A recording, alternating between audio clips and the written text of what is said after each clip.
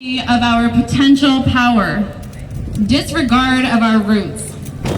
We choose to stray from being real because it's freaky shit when we embody it. You literally feel shifts within you. You are forced to release bullshit excuses and patterns. People look at and feel you differently. You look at and feel yourself differently. You feel calmness in storms you'd used to wail and rage in. You feel strength in challenges you used to shake your knees in. You feel integrity in being a powerful wave rather than a surfer being undertaken by one. Is this real? Realness. It's practical. It has to be continual, and it can be residual. The absence of it disconnects and drives us away from others, from our environments, from who we are, what we actually need, our true desires. And no doubt it manifests as physical consequences, dis-ease, in and out of body. And that is the part that's heavy to witness for all of us, imaginably, and that's the fuel for our passion. Being real just asks the universe to open doors to beautiful places for you. Reflect on why you choose to act or speak out of truth. What are you avoiding? For me, it's been avoiding making people uncomfortable, having people not like me for pushing the boundaries, for asking them to look at themselves. Fear and thus avoidance of being misunderstood. But I still push through that blockage daily when it comes up. But let's be real, because that's empowering.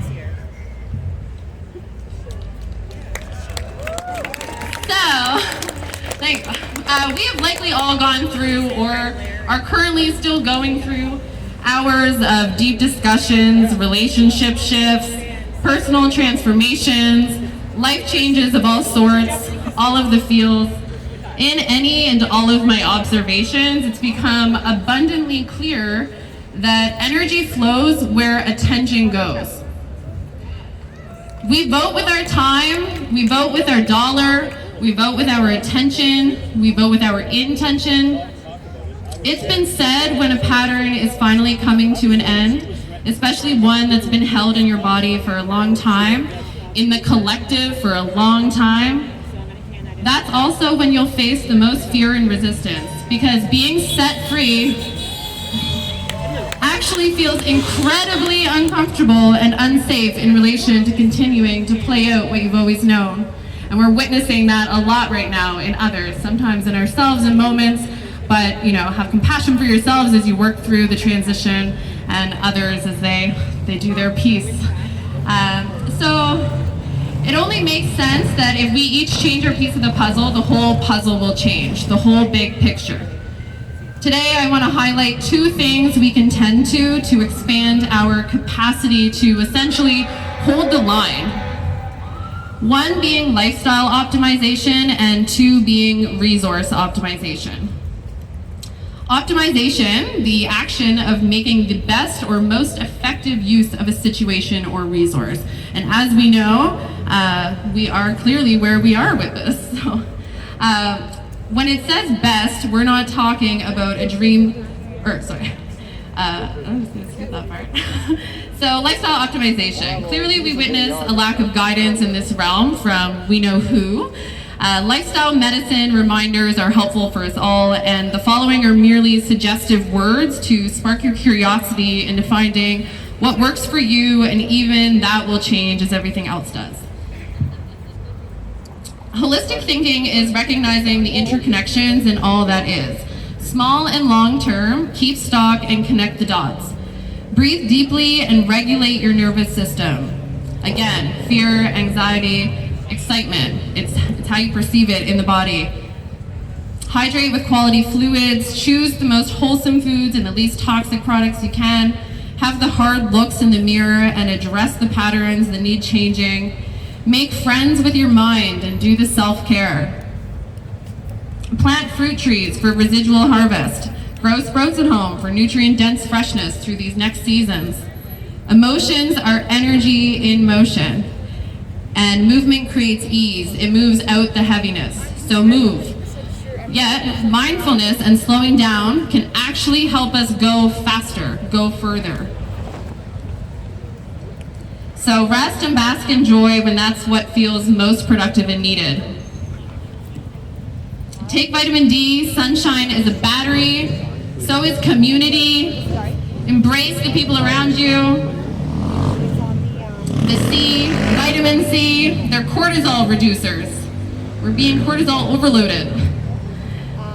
Plant medicines and things we consume overall are just foundations of what is within our control. And we're all individuals, all bio-individuals. Everything I said isn't going to resonate with each person, but take whatever you can start to incorporate into your days and it will accumulate into a different result than where you are now. So whether that be getting confident, listening to your body, learning to cook with new foods, making healthy swaps, starting a garden, experiencing different healing modalities, creating a new business, if you've just kind of ended up in a job position, or just curiosity of how to put it all together, the list option goes on. So if I'm going to be called anti-anything, I want to be pine needle tea.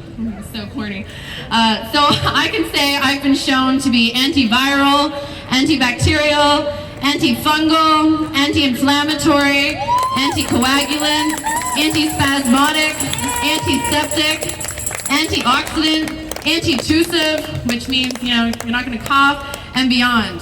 Which basically means whether it's for the V or for the C, pine needle tea is a good choice to incorporate into your days. So unless you're currently pregnant, I'm not going to say it's safe and effective. So we do have some pine needle tea that we'll hand out. So if you've been wanting to try some, or if you don't have a pine tree around you, you can come down and get some. And yeah, so that was hand harvested and dried in New Brunswick. And just a side note, the trips back and forth from New Brunswick have been really easy. No papers. Rejection is a redirection. Remember that. I could go into, so the pine needle tea, if you pick it up, basically if you harvest some yourself, cut it up, pour the boiling water over it, let it sit, obviously, enjoy it, mix it with some rose hips, peppermints, whatever you wish. There's major cellular health benefits boasted about pine needles, as we know, in terms of the vaccine or any shedding. And of course with all the antis I mentioned, but it is worth noting that a medicine can be used without harboring great fear about what we wish to prevent with it. We want to dissipate the possibility of fear setting into the body as dis-ease by allowing ease. So don't focus so much on the shedding aspect, I guess I'm saying. Just drink some pine needle tea and all of the other things. So I also have some supplement packs. Just, because go figure, it's easier done than said. So in each, there's some vitamin D, vitamin C, zinc. There's probably about 70 units down here. So if you like, wave your hand. Someone will come and run up or come for a little jog down the stairs. Get some of that movement in. Yeah, and for resource optimization, so part 2. There are market cues basically sending silent flares off right now.